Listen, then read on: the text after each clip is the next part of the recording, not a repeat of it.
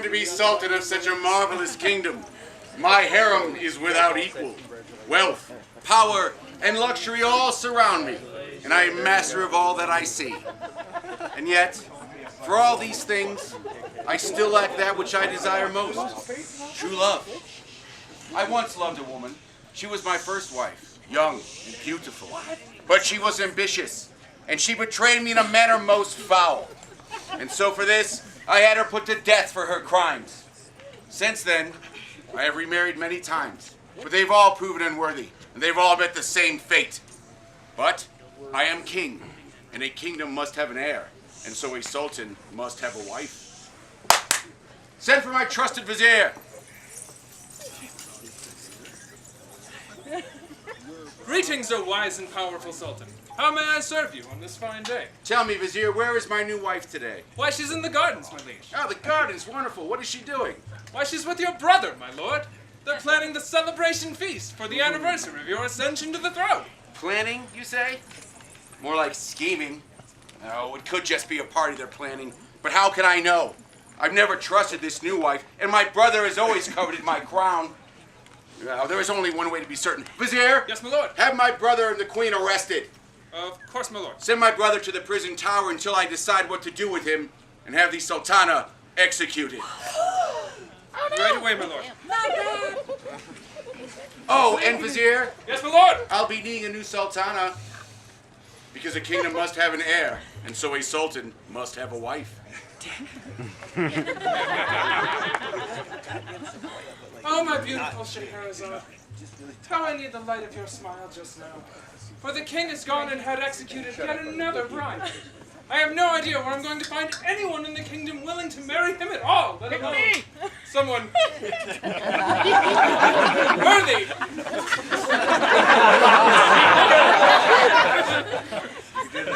Of bearing an heir or co-leading a kingdom. Oh, I can't do the air part. I fear that if I can't figure this out, it will be my head on the wall. Oh, Father, I hate to see you vexed so. Surely there is some way to make this right. Oh, I know.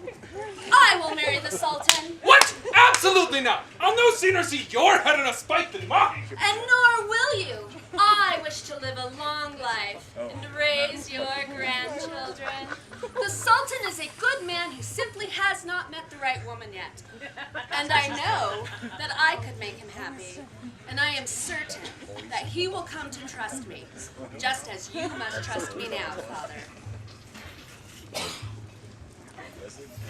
I must admit, when my vizier first proposed I marry his daughter, it seemed a strange idea to me.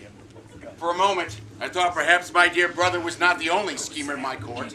But my vizier has proven as wise as ever. And I must admit that Scheherazade is as clever as she is beautiful. Each night, she tells me the most wondrous tales of adventure. And each night, I am spellbound as she speaks. But then came the night when she told me the tale of a woman. A woman who came between two brothers. She must have known, given my own relationship with my brother, how this would anger me. But did that stop her? Then came the brothers.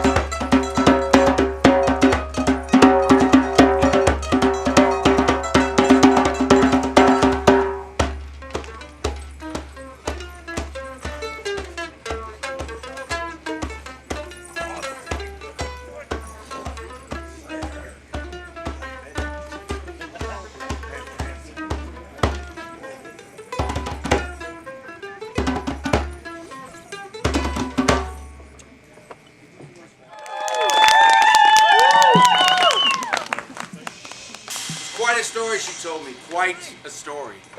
The happiness of two brothers destroyed by the wickedness of a woman. Why would she tell me such a thing? But then, some nights later, she began a new tale about a very different set of brothers, and my anger was overcome by my curiosity.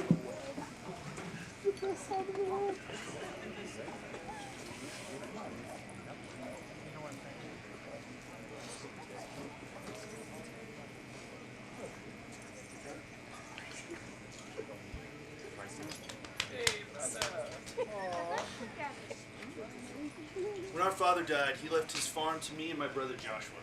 We split it right down the middle, using that hill as a guide. Time passed, as it does, and eventually my brother found himself a beautiful wife who bore him 4 rambunctious children. Joshua was not so quick to marry, but he makes a fine uncle. He is always welcome at our table. Tonight I cannot sleep. It isn't fair that my brother has just as much land as I do, when he has his entire family to feed, and I'm just me. He should have more grain than I do to support his family. Tonight I cannot sleep. It isn't fair that my brother and I each have the same amount of land to farm. My wife and I may have our children, perhaps even our grandchildren to provide for us. He may have no one. He should be selling more now to provide for himself in his old age. I know. I'll take some grain from my silo, and I'll sneak it into my brother's silo. That way he'll have more for the market. For his family. To bring me peace. And sleep.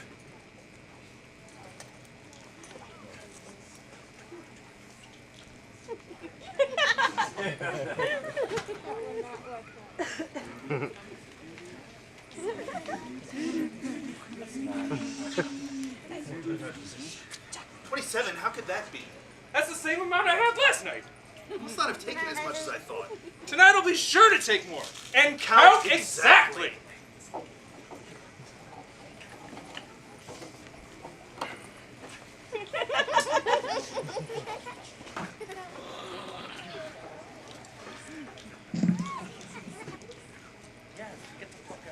How can this be? I definitely did not have that much before. I must not have taken as much as I thought. Tonight I'll be sure to take more. I'll take everything. Down to the berry floor. That way I can be certain That this grain gets to the market. to my brother. To my Hey! What are you doing here in the middle of the night? Probably the same thing you're doing here in the middle of the night. Judging by the looks of it. So last night that was you. And the other night it was you?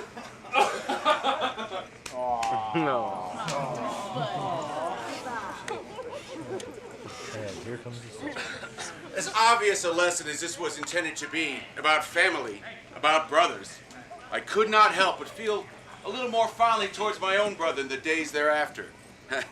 I do recall when we were but children at our sire's knee, how I would hoist him up onto my shoulders to reach the pastries in the royal kitchens, or how he supported me when I first became sultan. And then, some nights later, she reminded me that not all brothers are blood. Some are born in battle. I do not think that I shall ever tire of this tale. And as she spoke it, I could almost imagine myself as that lost warrior.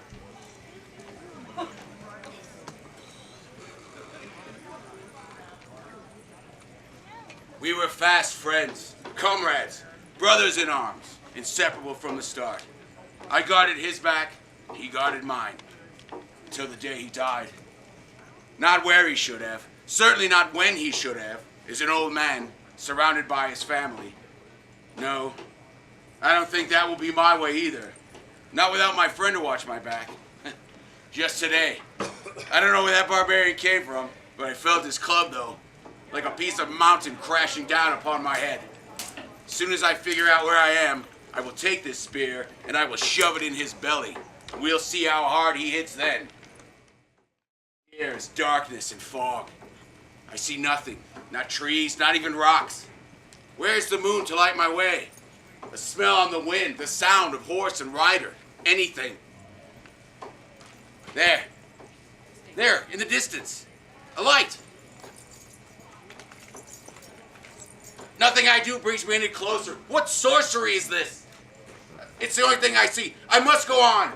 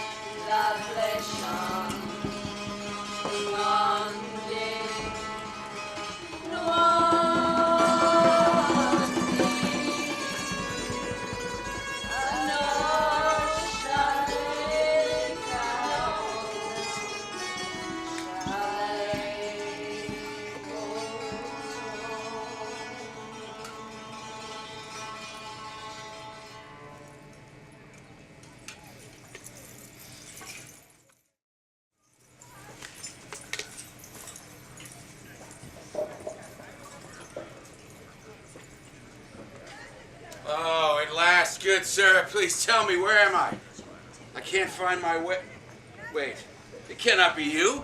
You cannot be here. I saw you fall that day. You did?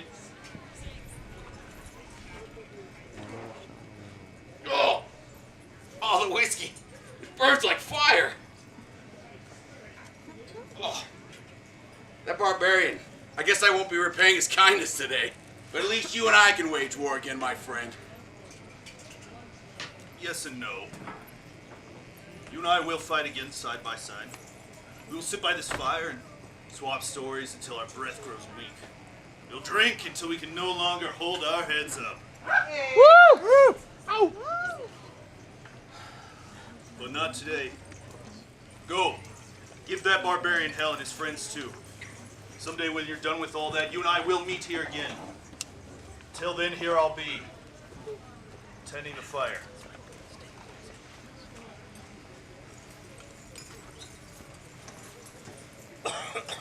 That story shall be the song of my heart each time my own soldiers gather around the campfire. And I know in my soul that I will see them around that same fire. Each story was another lesson, another reminder, and each story was more fascinating than the one before. How many nights had it been? It didn't matter. Until the night came when she told me a story whose arrow hit too close to the mark.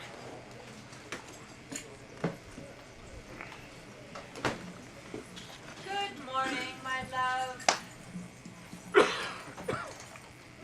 Every day I wonder how I could be so fortunate as to find a man as great as you, and a king besides. But I fear soon I must wake from this dream. But I think myself the fortunate one, that a lady such as you should suddenly appear in my life when I needed you the most. Fear not the dream, for it is mine too. Soon we'll be married, and all of our dreams will come true.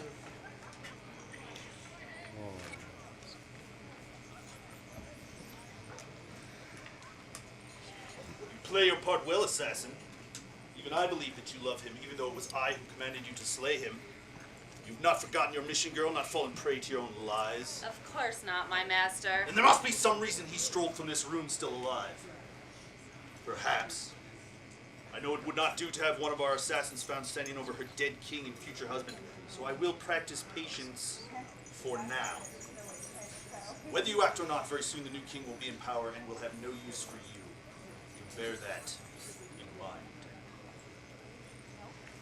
What am I going to do? I feel like I'm being torn in two.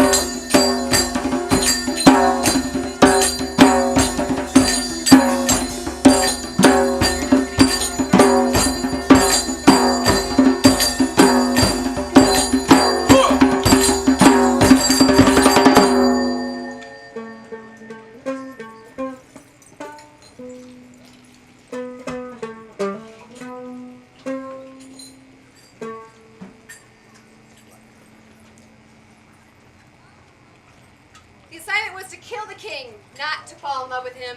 The king will die.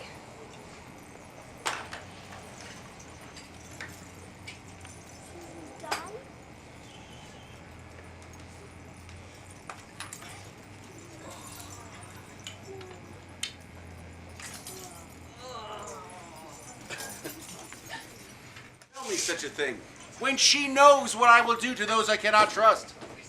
And yet, I find that I do trust her. I do, in fact, love her.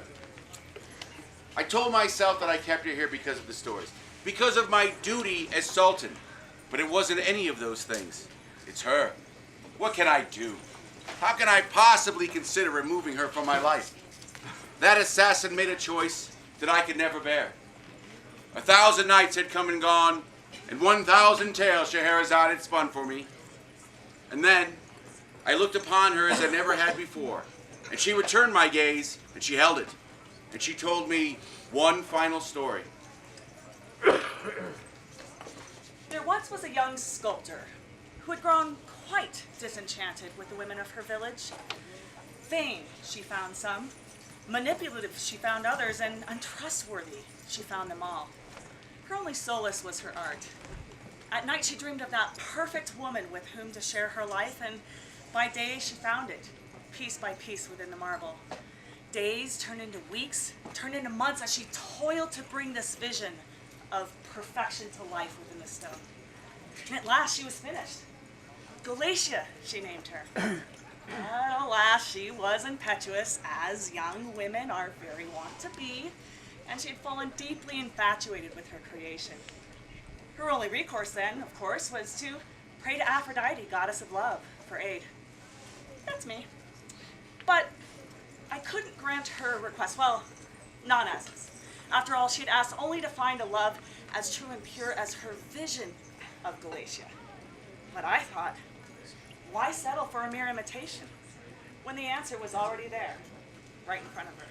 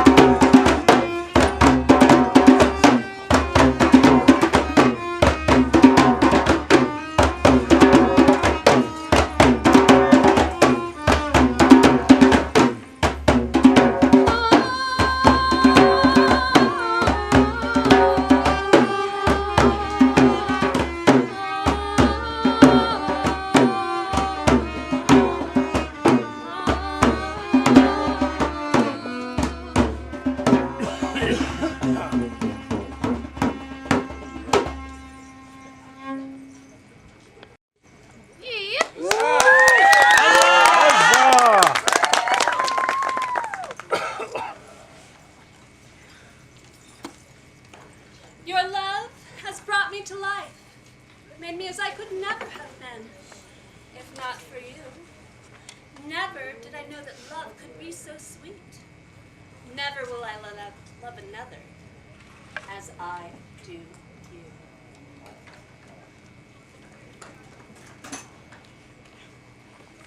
Nor did I know that love could be like this until you showed me. Though it took you 1,001 nights to make me understand, never will I love another. There is only you, my Glacia. I'm sorry, my Scheherazade. My love for always. One of those.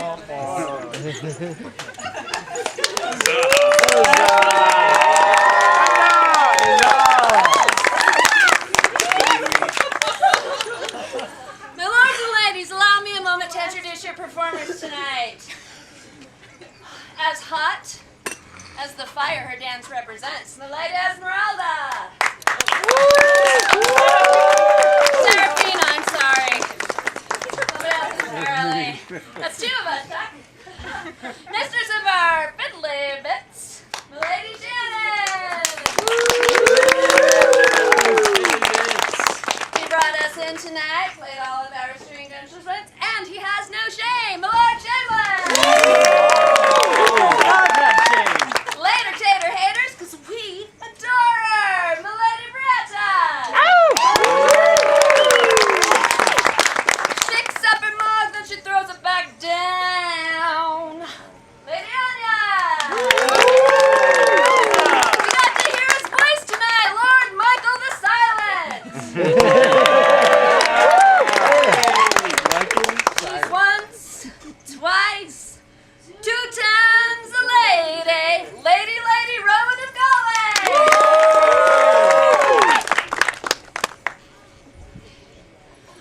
Oh, she is new to our tribe and one of our favorite members, and we know you love her too. Lady Lovey of the Red Hands. If you like the sound of his voice, you came to the right place. My Lord Manya of Galway. Master cat herder, and without whom none of our productions would ever make it to fruition, my Lord Travis.